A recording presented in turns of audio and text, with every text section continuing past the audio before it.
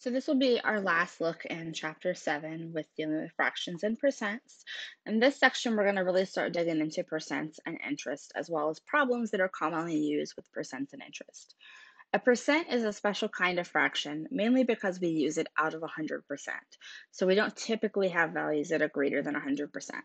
The word percent comes from Latin, which means percentum, which means per hundred, which should make sense because we do percents typically out of 100. So when we represent a percent as a fraction, the percent goes at the numerator and the 100 goes the denominator so that we're showing the part of the whole. That's why the theory is there. So if I want to write each one of these values as a percent, the rule to convert a fraction or any number to a percent or a decimal is to multiply by 100. So if I have 0.03 times 100, that gives me 3, so it's 3%. If I have 0.3 repeating times 100, that gives me 33.3 repeating percent. So you would repeat that process for each one of these values on the slide. Now, how did I get from 3/5 to 60%? I got there because I did 3 divided by 5 is 0.6, and then I did 0.6 times 100. So you can't go from a fraction directly to a percent. You have to go from a fraction to a decimal to a percent. And then if I want to go back, I would divide by 100. So that's where these would come from. Would be dividing by 100. And then when I get to the fraction, I'm going to do 2 divided by 3 and get the decimal. And then I'm going to divide that decimal by 100. If I want to look at applications that utilize percents, we're going to have to find the percent of the number. We could find what percent of one number is another. We could find some number that is unknown when a percent is of a number is known. So that sounds kind of confusing. So here are some examples of the word problems that we're going to employ. A house that sells for $92,000 requires a 20% down payment. So this is asking you to find 20% of $92,000 so that you're aware of what that down payment exactly is. So in order to do that, I'm going to do 20% times 92,000, but you would never use the percent in the actual arithmetic. You always convert it to a decimal. So to convert my percent to my decimal, I divide by 100, and that's going to give me 18,400 is 20% of 92,000. So that would be my down payment. Here's another example with Alberto. If he has 45 correct answers on an 80-question test, what is his percent? Well, to get to there, we're going to have to do the actual division symbol so that we can do this. So we're going to do the fraction ratio. 45 of 80 is going to give us 0.1, and then 45 over 80, it's going to give us the n over 100. We're going to cross multiply, or we're going to take that 45 over 80 and times 100. It just depends on how you learn this and your personal method of teaching. Some people do the cross multiplication here, and some people prefer to do the 45 over 80 times 100. Either way is correct. So we have 56.25% of his answers were correct. Not a great score. We're definitely hoping for better in here. Here's another example. 42% of the parents of the school children in this district are employed by the university. If the number of parents employed by the university is 168, how many parents are in the school district? So we need to find some number, whatever it is, such that 42% of that is 168. So we don't have the whole total number, we just have a portion of that. So we're going to let n basically be the number of parents in the school district. I know that 42% is going to be represented here with the fraction as a decimal. So I'm going to do 42% divided by the 100 to get that fraction, 42 over 100. That's going to become a decimal. And when I multiply it by that total value, it should equal 168. So I'm going to divide both sides by 0.42 in order to solve the answer. Here's another example that we have where we can solve this. So we know that Kelly paid $180 for the bike.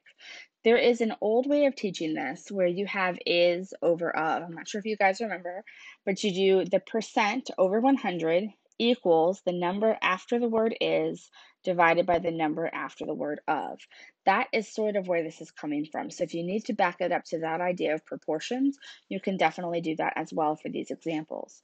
Here's another word example where I have the percent, I have my of, so I'm able to work together to get to my answer. So my discount would be $45.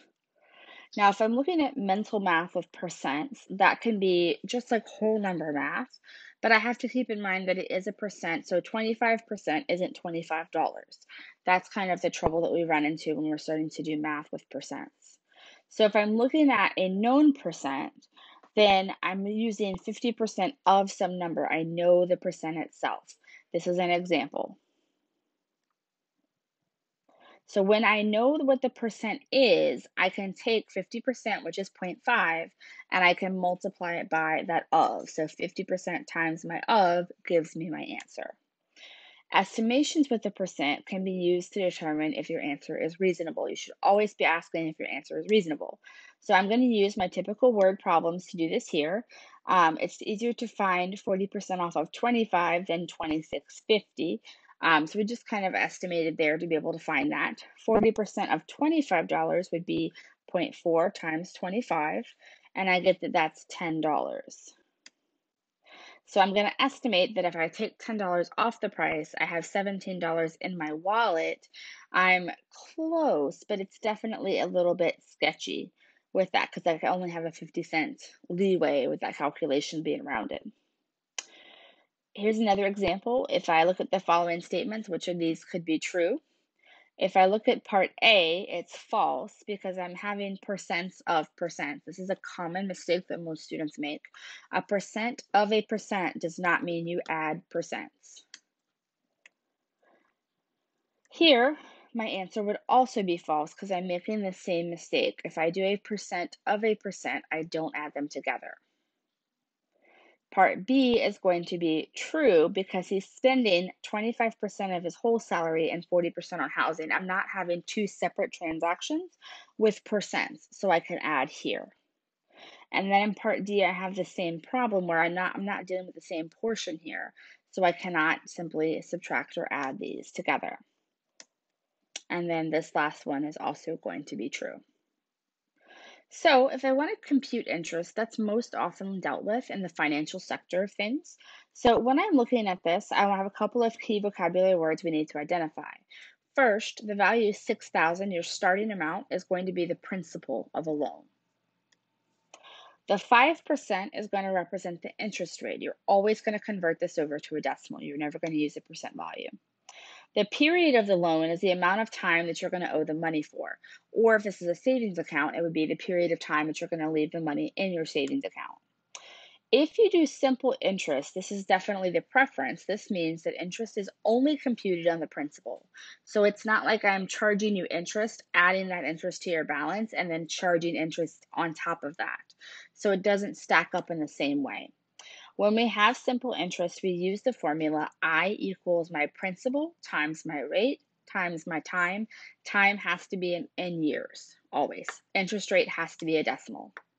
So if I'm looking at the amount of time to pay off a loan, I would take my principal and then I need my principal times my rate times my time to basically equivocate that. So if I have an example here, I have 5.25%. First of all, I need to convert that over to a decimal. I have $2,000 is my starting amount, so that's my principal, and my time is for 90 days. So the unique thing here is I have to convert 90 days to something in terms of years. So I'm going to do that by 90 over 365. So notice in my final calculation, I converted my percent to a decimal. And then in the very last place, I was able to use the fraction 90 of 365 to find the decimal amount of a year. And then I add them together to get my final answer because the first calculation only found the interest. So if I want to find out the total balance, I have to add the interest to the amount. Here's another example. Here, I'm given the principal of 10,000 and I'm given the final answer is 10,900 at the end of 1 year. So if I look at this and I want to know what is the rate of increase, well, what do I know? I know that it increased $900. So my interest had to be equal to $900. I know my principal amount is 10,000. I don't know my rate, so that's what I'm solving for. And then my time is 1.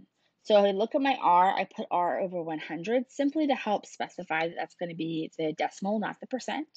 And so that I get R equals 9, which would be 9%. So I've already accounted for that 100. If you did this without converting this to R over 100 and you left it as R, you would get 0.09, which you would multiply by 100 to get 9%. Compound interest is when interest is earned on top of interest. So you get an interest charge, they add it to your principal balance, and then you're charged interest on that complete balance. So it racks up interest a whole lot faster. This is typically done annually, which means once a year, semi-annually, twice a year, quarterly, monthly, or daily. You need to write these terms down so you understand how to do the amount of time.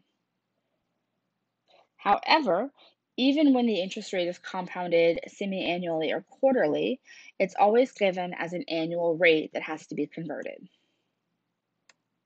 So if I look at this compound interest problem, I look at the quarterly interest rate. So this is an annual rate. You're always given the annual, and it says compounded quarterly. Compounded quarterly means 4.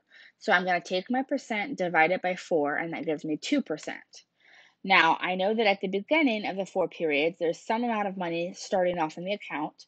And at the end of this, I'm going to take that amount of money and I'm going to add the interest to it, and that's going to give me the total balance. So in order to find this, I'm going to have some initial amount, so say 100, times 1.02. Where does 1.02 come from? It comes from the 2%. So I do 1 plus your rate. So my rate, 2%, is 0.02. So if I'm looking at this, as I look at the period that it's in, it's going to compound the second time, the third time, and the fourth time, then that's going to tell me what I'm going to have left in the account. So this can be formalized in this formula. I can take my principal, my initial investment.